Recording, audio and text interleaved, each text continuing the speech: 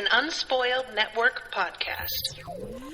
This is Spoil Me, covering Wizard's Holiday, Chapter 9, Disruption of Services.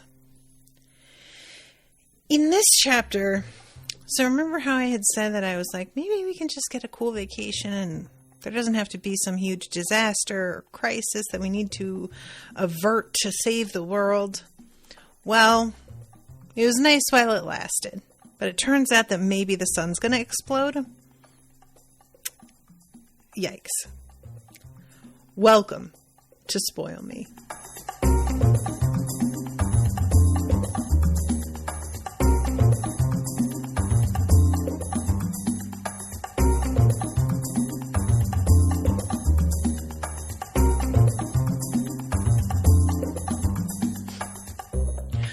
Welcome to the show, everyone. I am Natasha. Thank you very much to Patricia for commissioning this episode.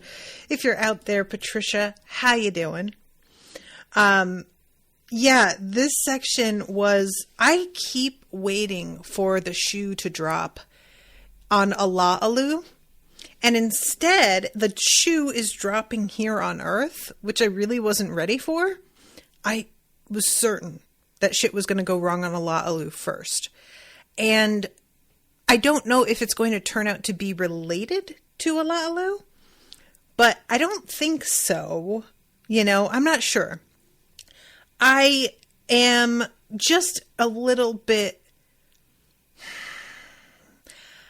I just don't know what to make of Rashawn, aka Link, because he seems to know something's wrong before anybody really knows. Even he doesn't even know something's wrong. He just says like it hurts to look at, which is interesting. And then later, when the information about the sun comes up on the news, or no, it's not on the news. It's showing in the weather report that Spot is putting up. He immediately recognizes what is happening here and kind of freaks out. And I am just deeply curious about what is going on with him, because there is a sense of trauma to his reaction. Like there's something about the way he seems so impatient with Dareen that makes me go, okay, so clearly something went really, really wrong for you one time. Like, I don't know where your family is, because I don't feel like it's mentioned in his press release, or if it is, Dareen kind of skimmed over it, or I don't remember it. But where are they? If he is a prince, one would expect the king and queen to have been kicking around. We don't meet them. We do wind up in his home. I am side-eyeing Dareen a little bit for that one. Nevertheless, I'm getting ahead of myself. So, Yama says, honestly, the fact that he is panicking made me so much more worried. Agreed. You know, he's just so constantly under control because he's so haughty that anything that manages to break through the haughtiness to me is signaling something really bad. So, we're going to start off here with Dareen, where she's talking to Scarrett, and he's working on all kinds of different mechanical stuff around their house. And her dad even is like, maybe we can have him come and look at the printer at my work, the Xerox machine. And she is trying to figure out what's going on with Rashawn. He hasn't come out of his pup tent yet. And when she goes down there and goes inside, there is a portal to his home world. And evidently, the way that he has this set up isn't strictly how it's supposed to work. And when she comes back through it later, she's so irritated with him that she almost decides to report him, just because she feels like getting back at him in some petty way. And then she has to sort of stop and be like, girl, what are you doing? You know, like, why are you letting yourself become a worse person because of this dude? And man, if that isn't the fucking most relatable thing, I think all of us have this, where there's a particular type of petty that we never really engage in, and yet we'll come across somebody who brings it out. And all of the petty shit that we've seen other people do that we're like, ugh, the energy that goes into that. Don't you have better things to do? All of a sudden it makes sense. And we're like, oh yeah, I would definitely do that to this person because fuck them. I just would really like for their day to suck, you know? And it's really uncomfortable to watch that happen to yourself because it makes you feel like a stranger to yourself.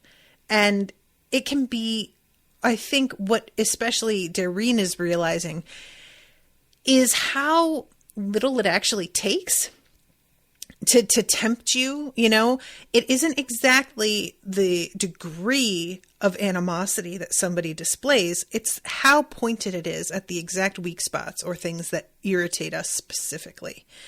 And so that can be what I, at least in my experience, find really jarring, is like the things that set me off to wanting to be like the worst version of me are often things that are in reality so small and slight that it's embarrassing how much they piss me off. I'm like genuinely ashamed of the fact that I am affected that much by it.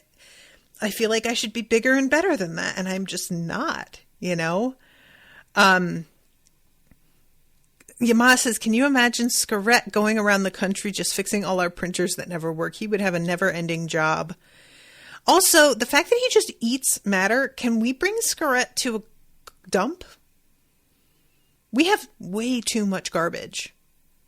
Why don't we just get a bunch of Scarrett's people, bring them through a portal, and let them go to town on our dumps? They would fucking solve that whole problem. Yama says, I was not comfortable with her just going into his tent. Why? If he doesn't want to come out, that's on him. Thank you. Yama, this is 100% where I was going. He doesn't come out, and so Dareen takes it upon herself to not only go into his tent, but then follow him through his portal, go into his home, inside the portal, and confront him about not participating in the activities with everyone else. I don't get it. Like, if he doesn't want to do this, that's completely his decision.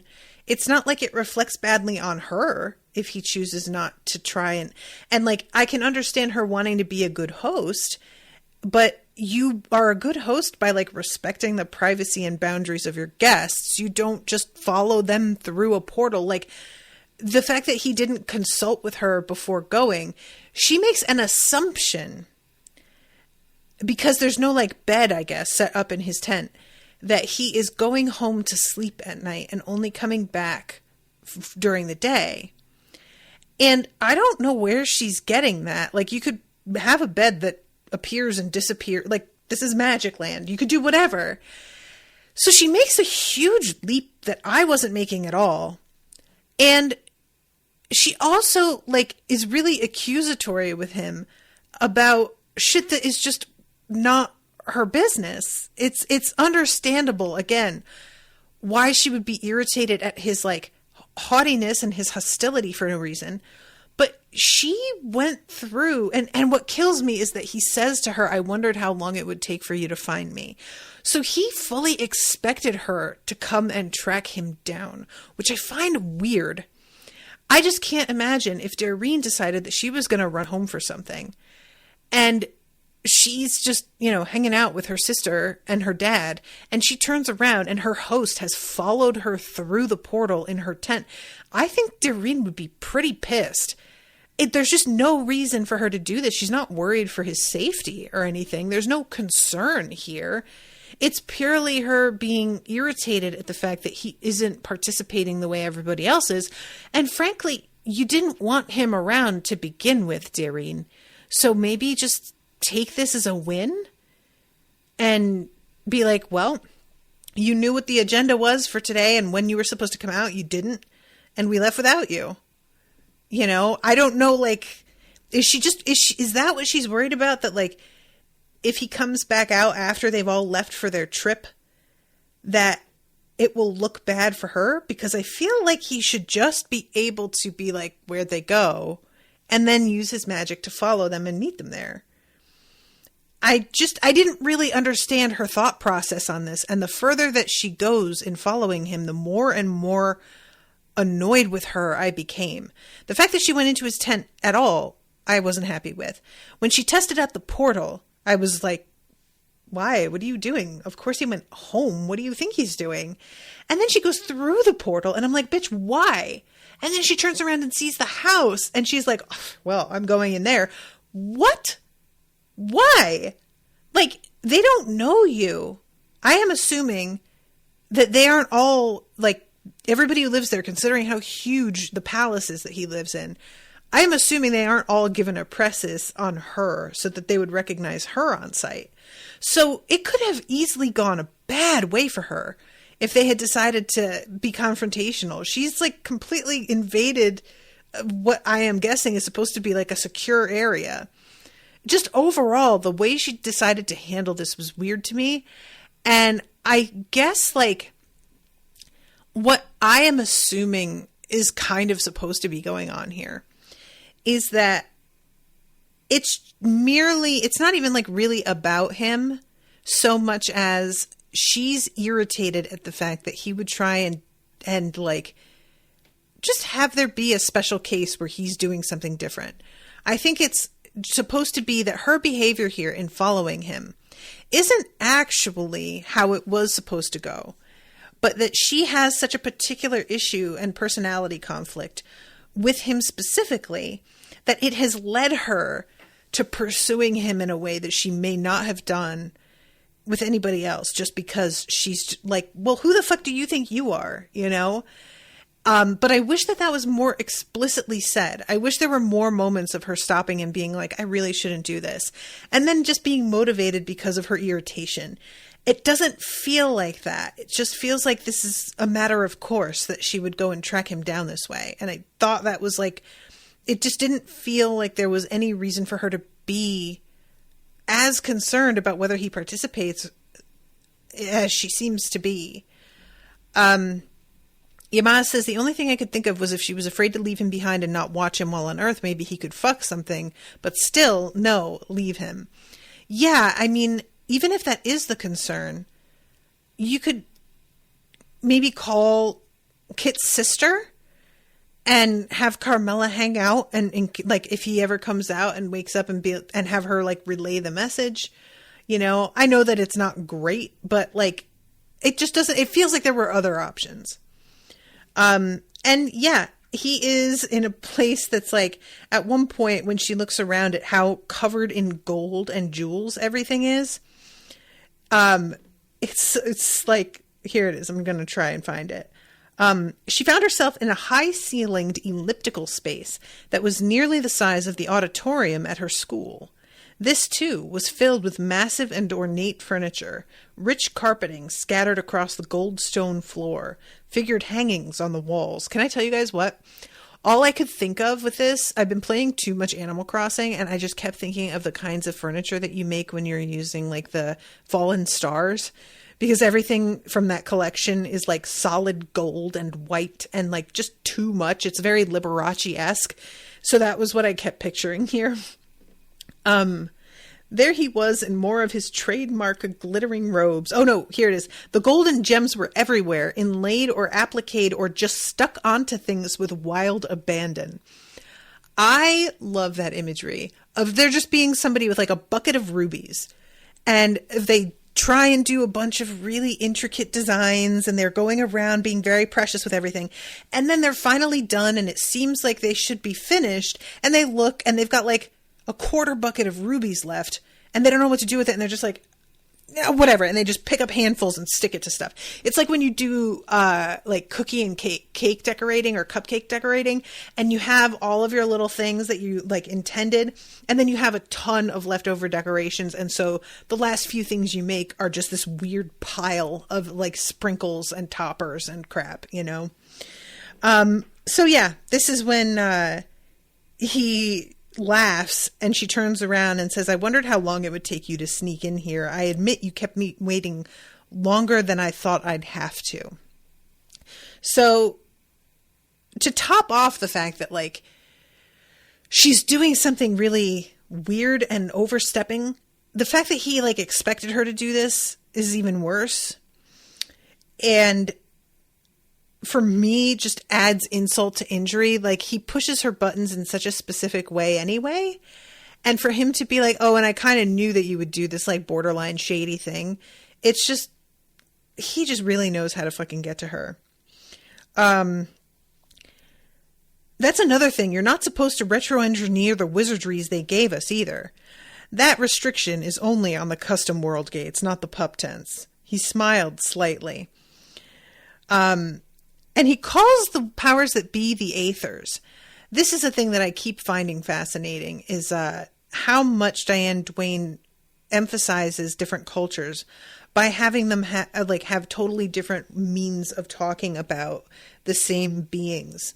And how it keeps taking me by surprise, because since they all use the speech, I keep expecting that the speech only has one way of talking about the powers that be.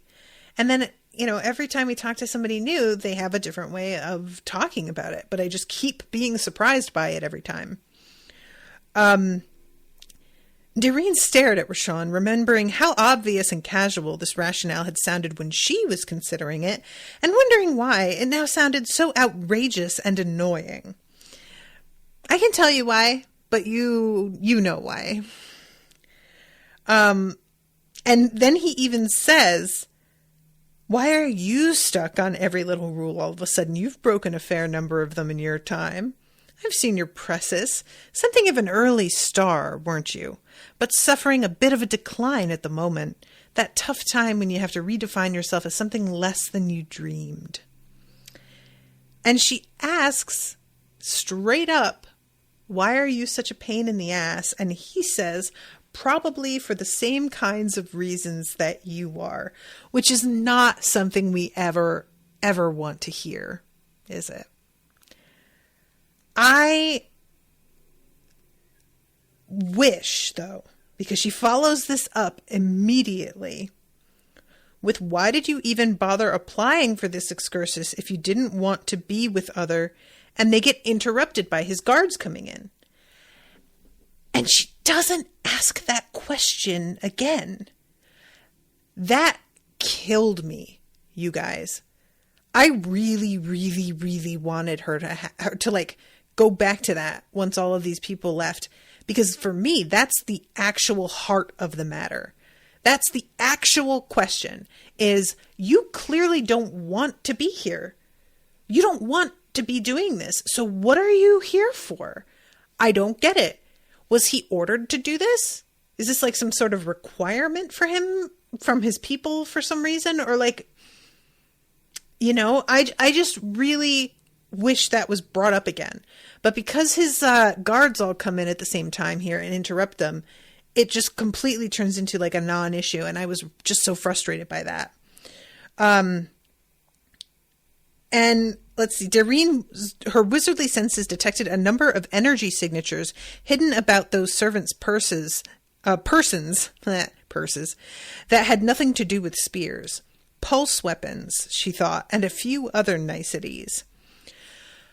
Are pulse weapons magical, or are they just like advanced technology? I've been kind of assuming they were just advanced technology, because they're not all wizards, right? I'm assuming not.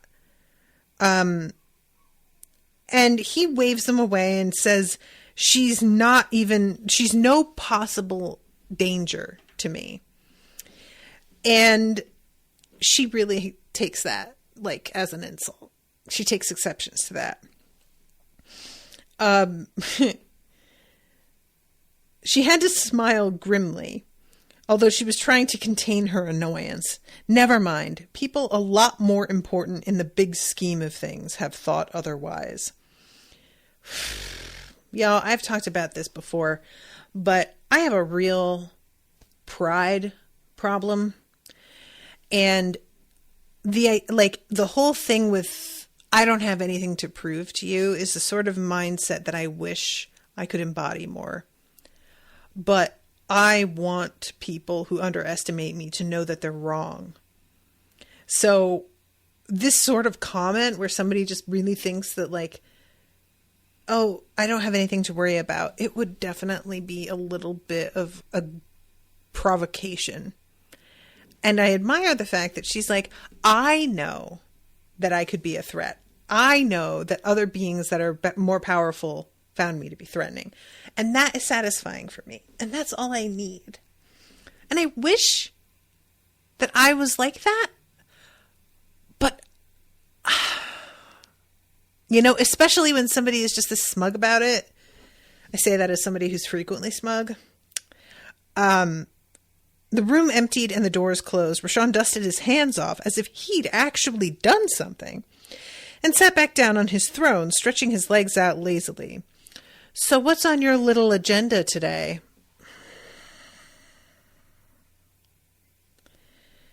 I swear to God, and I really appreciated that as soon as he says this, her thought is every word out of him is a needle. I'm just going to stop jumping when he sticks the needle in no matter what he says, which is all well and good to say, and I admire the sentiment, and I appreciate that you recognize that's what's happening. But when somebody gets to you like this, it is just so much easier said than done. You know, like, and she tries her best, and I admire that. But just being like, you can't let them bother you. Yeah, well, that'd be great. But that's not really how it works, is it? So this is when she talks about going up to Everest, and we go up and clean it up a little, taking away enough of the oxygen bottles and so forth to keep the place from turning into a dump without taking so many that people notice they're vanishing. And that does wind up being what Scarrett has for dinner is a ton of oxygen bottles, which that's great. I love this. I really want Scarrett and his people to just be brought to a dump somewhere and make room. They can just all go to town eating everything, have a big open gap. And you know what? Yeah, people will be like, what's happening to our trash? But nobody will care. Nobody is going to be like, there's a big problem down at the dump because garbage is disappearing. I'm sure there would be maybe a story about it and people would be like, that's interesting. And nobody would actually care. Now, that said, because human nature is what it is, I can't help but think, as soon as it got out at all, that garbage was disappearing and there was more room in the landfill, we would somehow find a way to make more garbage to make up for it. But I'm gonna say that maybe is avoidable somehow in this grand plan that I know I would definitely come up with. House cleaning wouldn't normally be a part of my job description. Why lift a finger when all these people will jump out and do everything for you? Well, never mind. The whole point of the excursus is to see what other people's wizardly practice is like. This would have been good for that. And besides it being kind of a fun service thing to do, I'd have thought you'd enjoy the view. You don't seem to have a lot of high ground around here. And this is when he starts to get sort of less haughty and actually giving her real answers. And he says, well, there is on the other side of the planet. And she tries to continue convincing him, says, at the moment, I'd rather not. If it's just a personality thing, it's nothing so simple. I don't much like your little world, and your son pains me. So, she doesn't ask what this means here, but she just basically decides, all right, you know what? If you don't want to participate in this, then fine, I'm leaving. Which is really how she should have approached this whole thing to begin with. She shouldn't have gone in. She shouldn't have followed him. This should not have happened. And she got nothing for her pains, you know?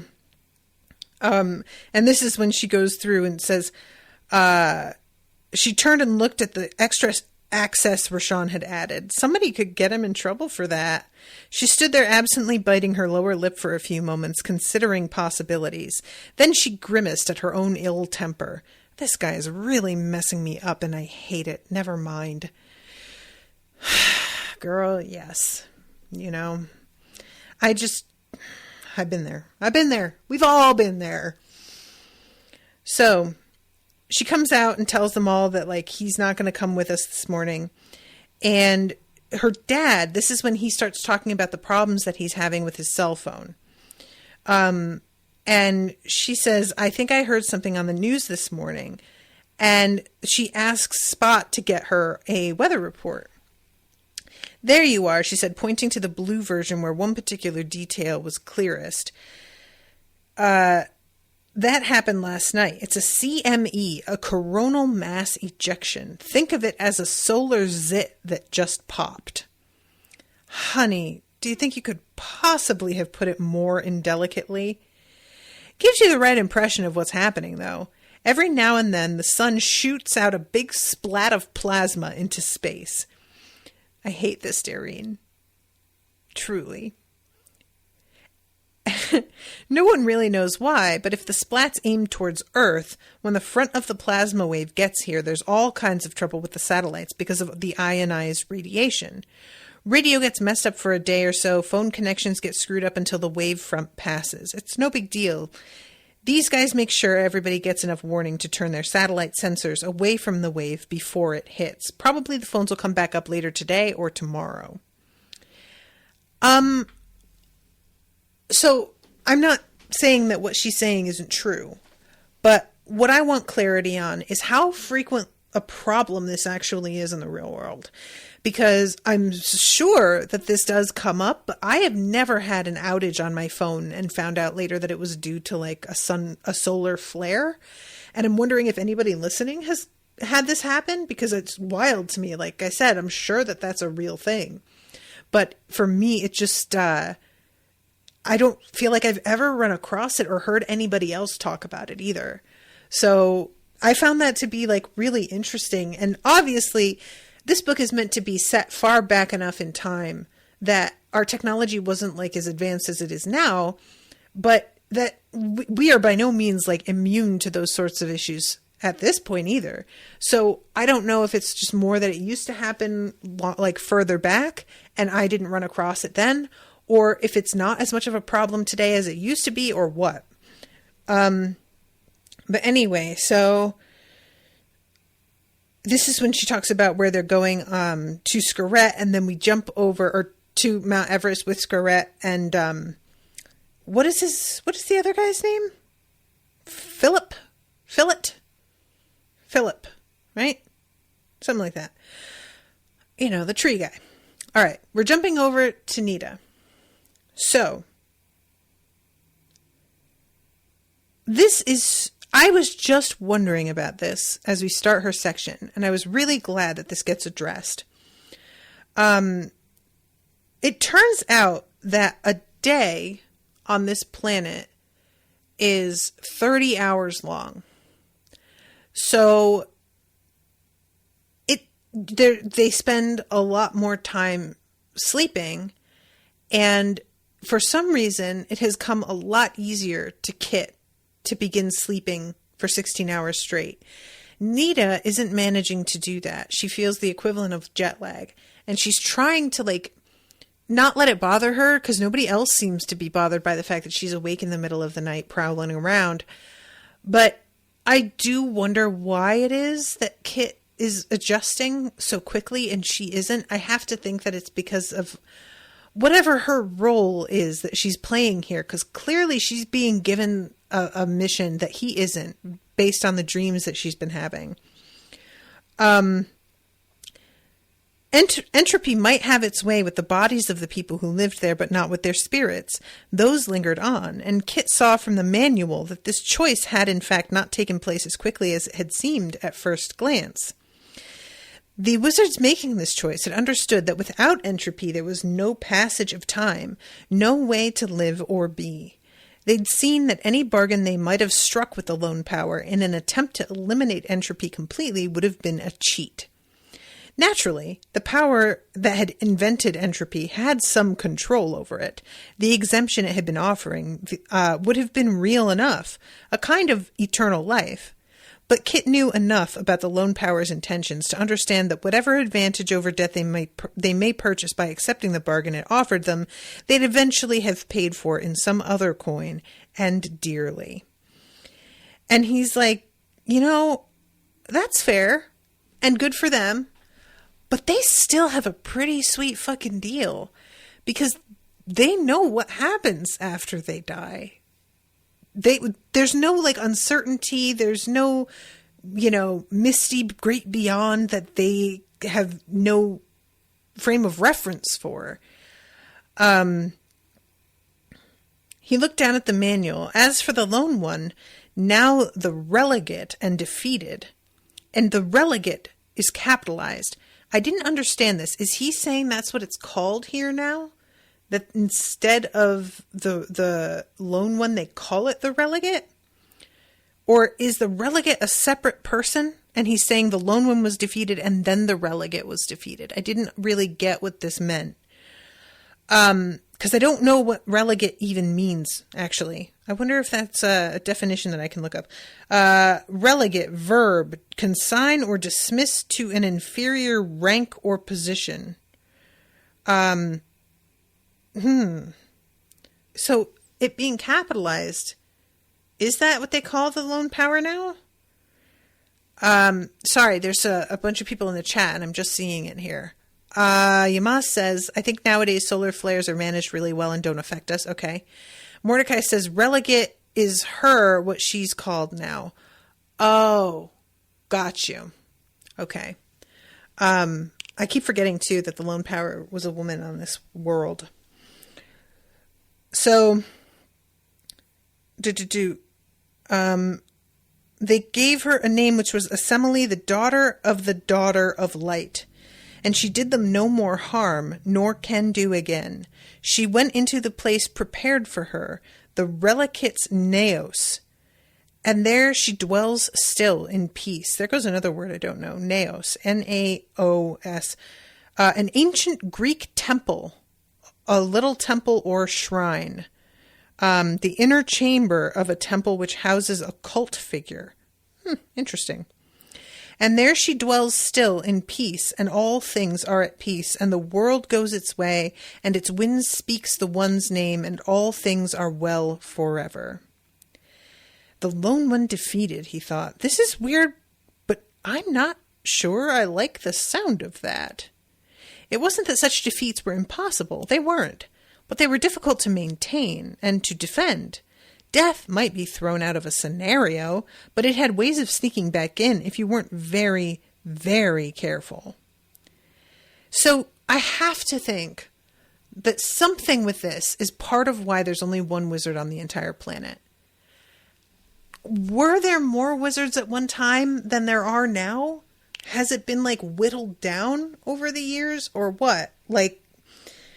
Yeah, this is just very interesting to me. At the end of his couch, Ponch sat with his chin on the covers, his eyes shifting occasionally out to the twilight. I'm really curious what Ponch makes of all this. Because he's just kind of chilling, and I feel like there's a reason for him to be here, but it's not clear yet. So then we go to Nita, and she's hanging out with the Keks, she asks them at one point why they do what they're doing. And they just say they do what needs to be done. And she asks why, and they just say because. And she sort of laughs at that, but eventually says something like, it's nice to have a purpose in life. And they're like, yes, it is. And that's the end of the conversation. But I felt like this was maybe sort of significant. If you defeat the lone one,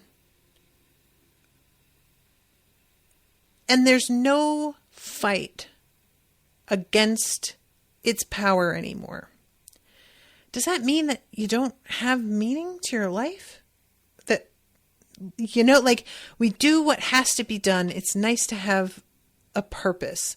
Yes, it is. I just feel like there's something there. Jacob is in the chat. Hi, Jacob. I did some quick research. Solar weather gets worse every 11 years. The next peak is around 2024. Goody. Guys, off topic here for a second, but I had a dream last night that we elected our first female president, and it was so real. And I don't remember who it was, but I remember I was watching the inauguration, and I was watching it like virtually with a bunch of other people, and it was super emotional, and we were all kind of in tears because it was just such a huge moment, you know, and it got me really like verklempt over something that I didn't really think would get to me much, but it really did in this dream. And I woke up and was like, oh, bummer, it's Biden. Like, you know, Biden is just a disappointment in a lot of directions, but that's neither here nor there. So yeah, this, let's see, besides her sunburn, the main problem for Nita at the moment was Alaalu's 32-hour day. My bad. I said 30, but 32 hours. When 7:30 a.m. rolled around back home, it woke Nita up with a snap and wouldn't let her go back to sleep. She could have done a wizardry on herself to force the issue, but she found herself resisting that option. This place is so super. Why would I want to waste hours sleeping? And I totally get that. I really wouldn't want to do that either, I don't think. There's just something about making your body do something that it doesn't, like, organically want to do that feels a little bit dangerous to me. And that's not to say that it's not sometimes the right call, because it definitely is. Like, I take medications, you know, that's part of that. But it is the sort of thing that just doing it for the convenience of it, when it's not truly necessary in any way, it feels like, well, you want to be careful with that, you know? So inside the little like ring that goes around the planet, the individual moons' gravities cause them to speed each other up and slow each other down and generally behave in ways that were impossible to predict. The flock that she's rising sails over the night sky, throwing shifting silvery lights down on the water. So this is kind of wild. There's no big moon in the sky. And this is the sort of thing that, you know, there's a lot of sci-fi out there where they'll have multiple suns and multiple moons and one really big moon and one small moon. And I always think that that looks really cool. But I don't think I've ever seen one where they hadn't got a moon at all. Or they had a moon, like a series of moons like this. Obviously, that's probably because cinematically it's just not as impressive to depict. So they aren't going to do something that's not hugely, you know, impressionable. But or impressive, not impressionable. But I thought that this was a really interesting concept. So this is when she has the conversation with them. She walked up the beach thinking, I really should just go back and get the sunblock. She walked back to the Pilean's place, the absolute peace, as she came within sight of the house and its outbuildings, impressed itself on Nita once again. Yet also, up came that strange something wrong, something missing feeling that she'd started to experience more and more often as she and Kit settled in. And later on, when she's talking to Quelt, Quelt says the same thing.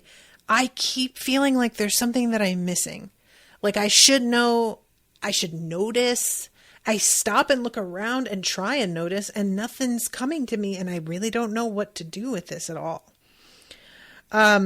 And she keeps telling herself it's because she isn't used to things being so peaceful. And it's honestly, that's a really, really good explanation. It makes sense that she would buy into that, you know? It makes me think of when I was first using the CBD capsules, I was like, well, it's just CBD. There's no THC in this. So my well-being, this like kind of feeling of being high has to be because I'm just so unused to the relaxation that it feels like the equivalent of a high. And then I found out there was a tiny bit of THC in those capsules. But I managed to really talk myself into a whole theory, you know, and it was not true. She went over to the darkness against the far side of the wall, the world gate that led back to her house. Without any fuss, she was standing in her mostly empty bedroom. So she looks around for the sunblock that her dad was supposed to have put down. And it's at this point 3:30 in the afternoon. Nita went down to the bathroom and rummaged among the various sun cream, sunblocks, and tanning oils. Finally, she came up with a bottle of high-factor stuff only a few months past its use-by date. The living room was empty, but from the dining room she heard a voice. Tom's voice. So I find this to be sort of weird. She has this conversation, or hears this conversation, between Tom and her dad. And later on, when Doreen is talking to her father about the sun thing, he doesn't offer up any of this information that he seems to have from talking to Tom. And I found that really strange. And I'm like, is there a time jump? Did she like come through? Has her dad not actually had this conversation yet by the time Doreen talks to him? I'm just going to read some of this. It's something we just have to deal with. Sometimes you hit and then there's a sort of blank. There's a few moments where there's like a long hyphen to sort of, I think, give the impression of her not quite being able to hear what he says. When we speak of them in English, we call them cardinal events, which is a vague equivalent to a word in the speech that's derived from the speech's root word for hinge.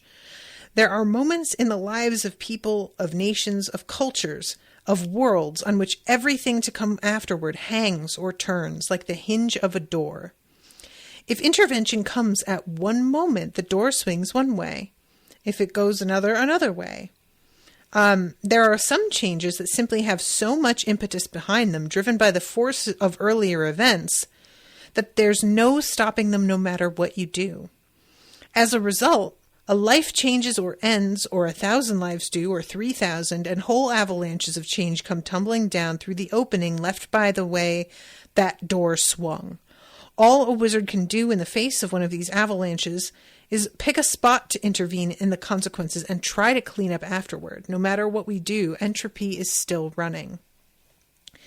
And Nita's dad just says, "I'm sorry."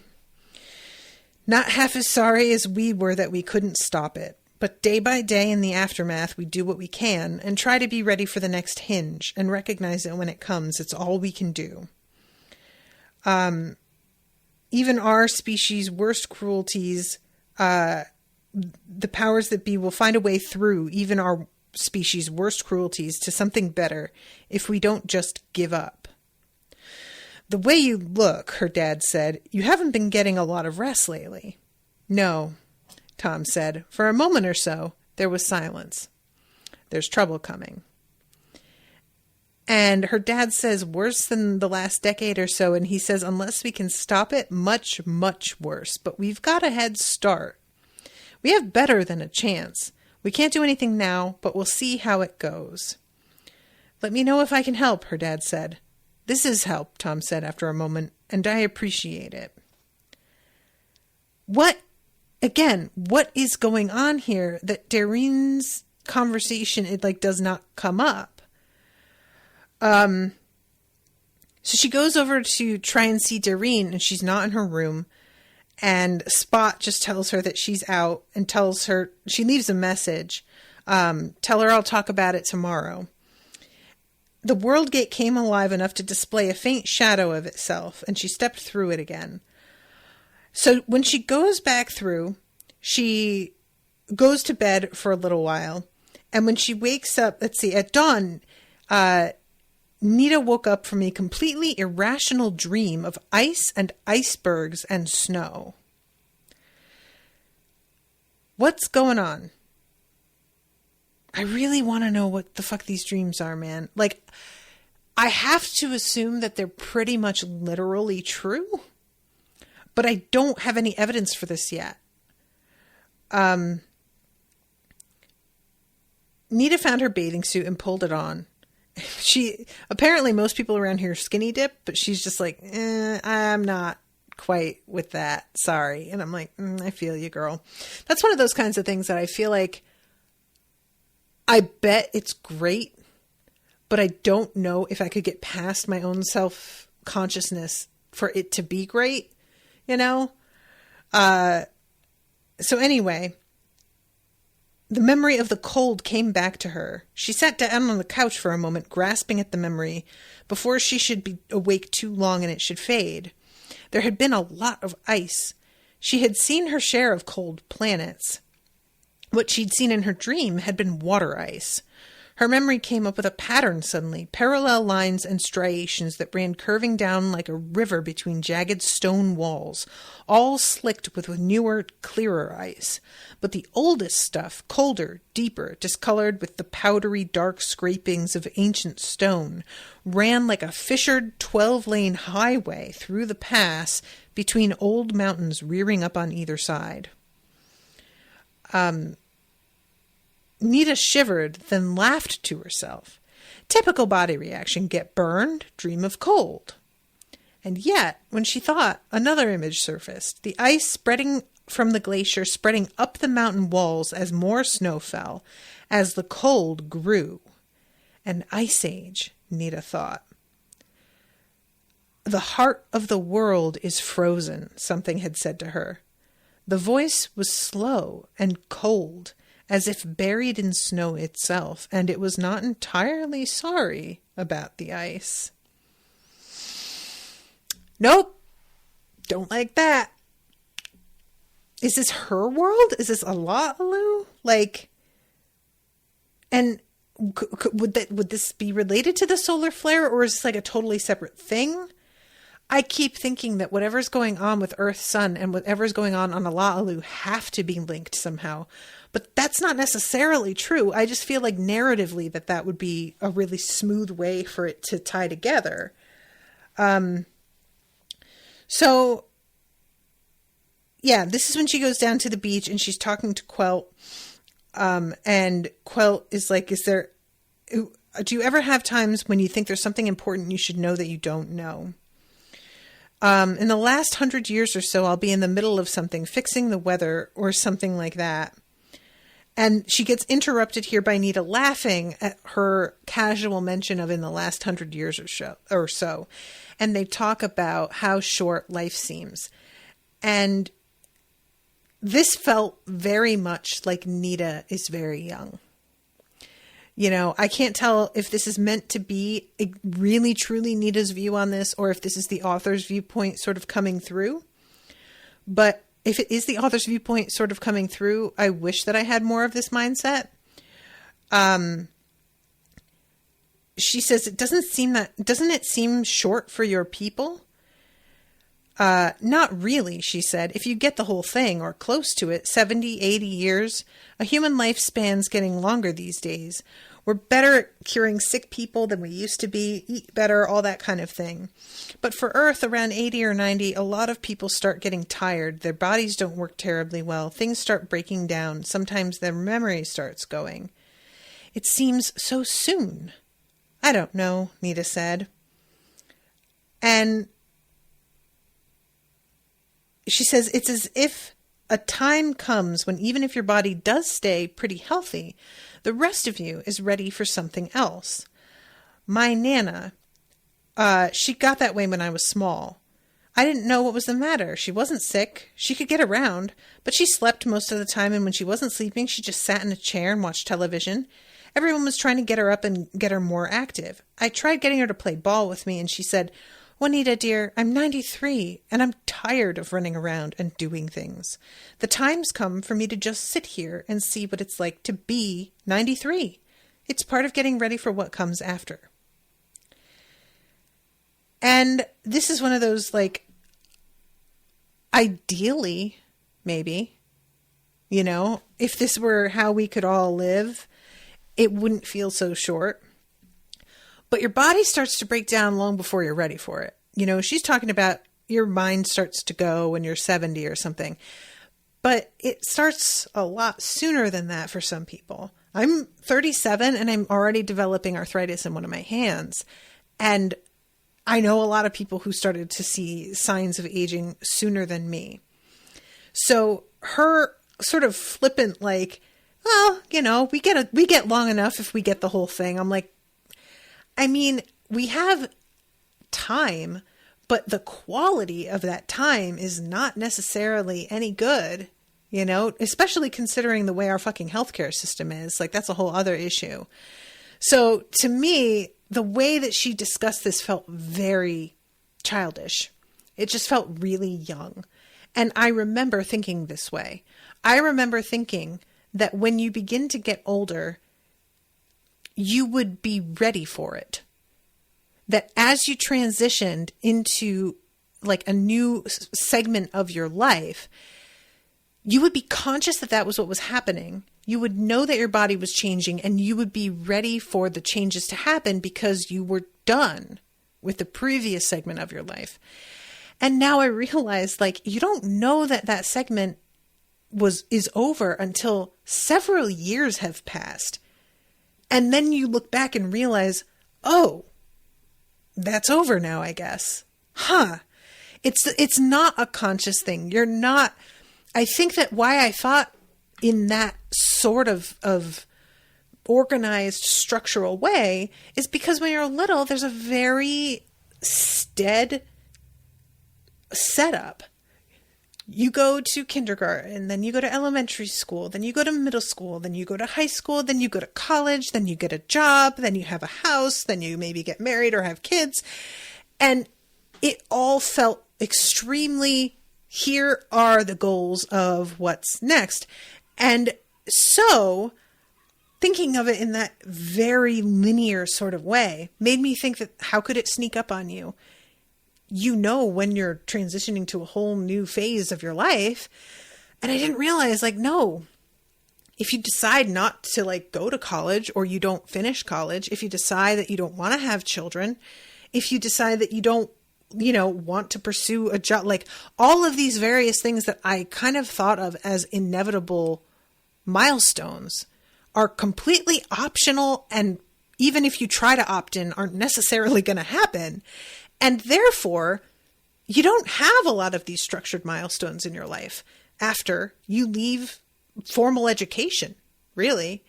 And so the time then begins to slip past in a way that is imperceptible until you really take stock. I'll think about it sometimes and realize, like, I have been living here in this house in Texas for 7 years, and I can't believe that. 7 years? Like, it doesn't feel like that at all. It feels like 3, you know? And I just, the number of times that I've been shocked when I look in the mirror, because I'm getting jowls. I'm starting to get a face like my abuela. And I'm not ready for that. I didn't see that coming. I always had sort of thought that, you know, you could opt out of things like that happening to your face. I mean, if you have the money, I guess you can opt out. But, you know, it's just the sort of thing that this just really struck me as like, God, kid, no, life isn't long enough at all. There is so much to do. There are so many things that we're held back from doing by the way our society is structured and because of capitalism. And the quality of our lives might be garbage because our health is bad and we can't necessarily afford the treatments for it, you know? So this is when she talks about her and Kit handling a hurricane last year, which I found pretty interesting. They discussed storms for a while, the wizardries of wind management and heat exchange. Alaalu was sedate enough in terms of weather, but there was still biggish tropical storms in the equatorial belt twice each year, and dealing with those made up a surprising amount of Quelt's steady work. It didn't always seem strange to me when I was younger, but now I keep getting this feeling that there's something else that's supposed to be happening, something I haven't noticed. I'd notice it if I stopped and looked around. That's the feeling I get. And I do stop and look. But so far? I know another wizard, Nita said, a cat, who told me once that sometimes the powers have a message for you, but it's like a spell that you're building. You have to put it together piece by piece over time, and the rest of the time you just leave the bits and pieces scattered around in your head and give them a chance to come together. Can I tell you how much I love that? That is like, it's super annoying to just have bits and pieces scattered around, but the idea that they're gathering for something, like you're assembling the pieces of a project. There's something very reassuring to that whole like theory, and I am into it. I subscribe to this. It'll come together eventually. And let's see. Oh, she mentions how there are no bugs here. Is this significant? I keep thinking everything must be, but I might be completely like barking up the wrong tree here. You can talk them out of biting you, surely. I've tried. It's an uphill battle, believe me. You get better reactions out of walls and rocks than you do out of most bugs. Quelt laughed and got up and stretched. I should go put the laundry in to run, she said. I told my mom I would. So this is like the bug thing. Is that part of like entropy not being the same here? Are bugs part of entropy? I mean, they're part of the cycle of life. That doesn't really feel fair, does it? I don't know what to think about this. So, the heart of the world is frozen, and so there is no heart. Nita blinked, and then she shivered, her sunburn briefly forgotten. So then we go back to Doreen, and they're coming back from their jaunt to Mount Everest. And let's see, we're going down to Scaret's pup tent. He's going to lend me some music. Stick your head in and yell if you need me. They went down the basement stairs more or less together, it always being a question when Scaret was on 40 legs and she was on 2, who was ahead and who was behind at any one time, if not both at once. They'd begun discussing popular music while on the mountain, and Scaret ingested carefully chosen chunks of garbage, including some climbing expedition's ancient and very broken tape recorder. And Scaret had suggested that when they got back, they should use one of the manual's data transfer options to pass some favorite selections back and forth. This is so funny to me because I am so resistant to new music from fucking planet Earth, and I don't feel like I would be at all open to alien music. I should be, but I like my comfort, my familiar shit. I just don't see it. You know, I like, this is the sort of thing, I wish I was more open to new music. But when I listen to music, I don't usually do it because I'm trying to broaden horizons. I usually listen to music because I want to be put into a particular frame of mind, and familiar things help you do that because it's a predictable result, you know? So if I want to get hype to work out, I listen to a playlist of songs that I know do that. If I want something calming, especially classical, you know, classical, you can go a lot more into like unfamiliar stuff though, because it is most of it a lot of it so sedate in its way. But anyway, I just found this to be really interesting, and I wonder how it's going to work out. So she goes in, and there's this rack that he sits on that I find really interesting. You told me before that they wouldn't let you into the restaurants in the crossings. Why not? Did you misbehave in there or something? Oh, no, he said. It's just that families of employees aren't expected to use the same facilities as the patrons. You're not just some rear hate, are you? You're related to the station master. So is that why the rear hate that they ran into is such a douchebag to them? Was it because they knew that his son was going to be staying with Nita's family? Because he was really rude, right? That was the one that they ran into at the station who just for some reason had a fucking attitude problem. Is that what that was about? Like, of course, Doreen doesn't know about this because it was Nita and Kit that he was rude to. But I'm wondering if the dude was aware, like, where his son had been sent and that Nita was, you know, connected to that. Let's see. That means you inherit management of the whole place when he retires, doesn't it? It would mean that if I were normal, but I'm not, am I? I'm supposed to run the crossings and become one of the most powerful beings for light years around. It's as much a political position as anything else. Control world gates and you control so much else. No one argues with the station masters. But you can't do that and be a wizard. Can't you? I want to, but they don't want me to. As far as my parents' concerned, to be a wizard is a distraction from what I'm supposed to be doing, from the business of life and the real world. Not precisely a waste of time. We know as well as anybody else how useful wizards are. But my parent is furious with me. He wants me to reject the wizardry, to give it up, and I can't.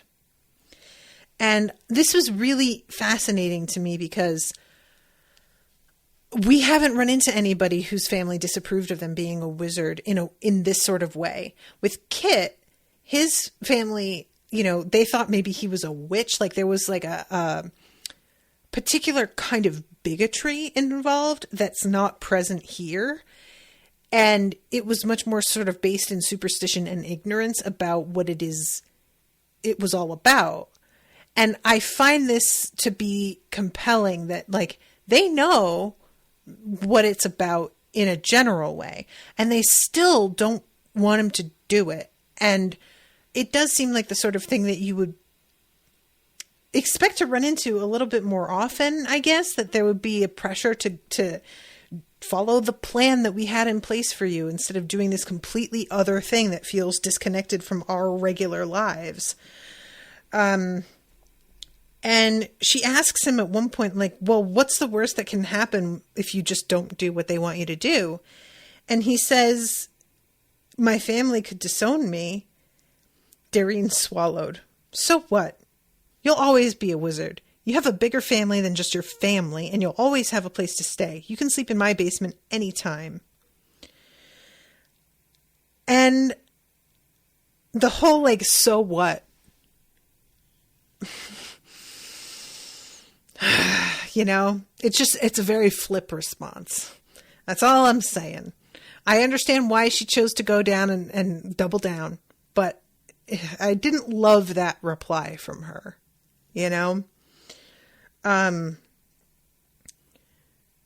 So they spent half an hour or so swapping music, and after checking the sound quality, they headed upstairs again, where Scarrett wandered into the living room to see what the others were doing. So this is when things get sort of...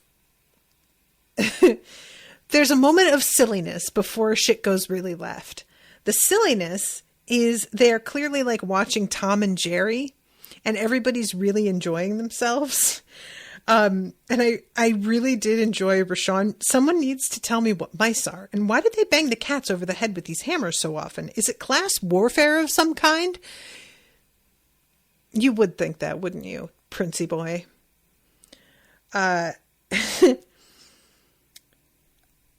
So, let's look at some of the news. Carmela changed the channel. The Suffolk County Pine Barrens' recent dry conditions have combined with a passing driver's carelessness to produce the season's first brush fire. Some 50 acres south and east of Pilgrim State Hospital at the edges of Brentwood and Deer Park were blackened after it. And Philip loses his mind. And it turns out that Philip thought he was going to Alaalu, basically. It's here. Death in its own self. The ravager, the kindler of wildfires. I was beginning to think perhaps this was one of the places where the lone power hadn't come. Here and there you do find places like that, worlds or planets or continua it forgot or hasn't been to yet, places where the bargain was done differently. It's so terrible, he said. I never knew. I didn't know it was here too. I thought this was paradise. I'm sorry, Philip. Philip is very sensitive. He's a real delicate little tree boy. I just felt really bad for him here, It just takes him so completely by surprise. And considering that this is like a brush fire and that's what gets him, I don't know if it's been mentioned that Darine's mother died. I guess not. This is the first that he's been confronted with it, I suppose. But yeah, this is the first time that Darine or her father have heard of places where death just isn't a thing yet. And I wonder what Doreen's going to think when she finds out that's where Nita is. How do other places get to operate like that when we don't? It's a long story, she said. But right now, I really wish we were one of them. So, I'm really, really curious what Doreen is going to think. And I'm also like, again, with her father not telling her what's going on, and Tom confiding in her dad. For what reason? It's probably still just the sun. The effect can last a day or so sometimes. Rashawn wandered in while Doreen and her dad were looking again at Spot's display from the Soho satellite. Do these people know they're feeding their data to wizards? Her dad said as he took the kettle off the stove. I don't think they'd mind. It's more or less a public service. Rashawn's eye fell on Spot's display. Rashawn froze. Is that your star? Rashawn said very softly. Huh? Yeah, it just blew off a CME. I know what that is. His eyes didn't move from the screen. You don't have to look all worried about it. Doreen, how many of these have you had lately? Doreen stopped dead. She couldn't remember Rashawn having ever spoken her name directly to her before. Not once. I don't know, she said. We're coming up on a sunspot maximum now, and you kind of expect a fair number of CMEs, even though the maximums have been less intense for the last few cycles. 1 or 2 a week we've been having, but how many cycles? Well, 3 or 4 now. In fact, there are some people who think the whole cycle is shifting and both maxima and minima are flattening out. While you're still getting so many eruptions like this? Dear Aethers, that's the first sign. I've seen this before. Don't you know what this means? No? Should I? Yes, you should, Rashawn shouted. Your star's about to start having a crisis, and if you want to have a star for much longer, or you want your planet to be in any state to notice that it has a star, you'll shut up and listen. It's getting ready to bubble storm. It's got to be fixed before it goes into a catastrophic flare cycle.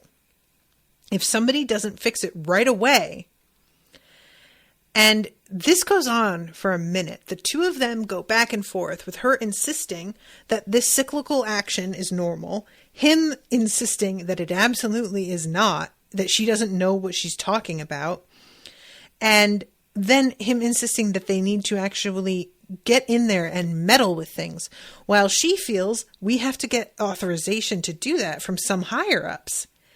And she tries to call Tom, and he doesn't answer, and she literally cannot remember a time where she has called and not gotten either Tom or Carl ever. She tries to send a message through Spot, and it bounces. Subjects are on assignment, unavailable. It may be nothing, she thought. It may be all kinds of times they go off on assignment together and don't know anything about it. It's not like we call them every 5 minutes to see where they are. So this is when she then tries to, we're going up a planetary level, began firing messages off in all directions, but there was no response. It wasn't as if the planetary wizard for Earth wouldn't talk to her. But again and again, Spot simply said, subjects are on assignment, unavailable. What can I do to help? Her dad said. Daddy, nothing right now. Why doesn't her dad tell her he talked to Tom? I don't get it. Why doesn't he say anything? He may not know precisely what's happening, but he had a conversation in which Tom expressed sincere concern over an issue. At least tell her that. It was weird. I have to assume that conversation just hasn't happened yet. Or Tom swore him to secrecy, but I don't see why he would do that. I don't know. This is just weird. I am so over time. I really need to wrap. Okay, I will. But I want to know what's happening. I'm very interested. So stay tuned, everybody. And until next time, toodaloo, motherfuckers.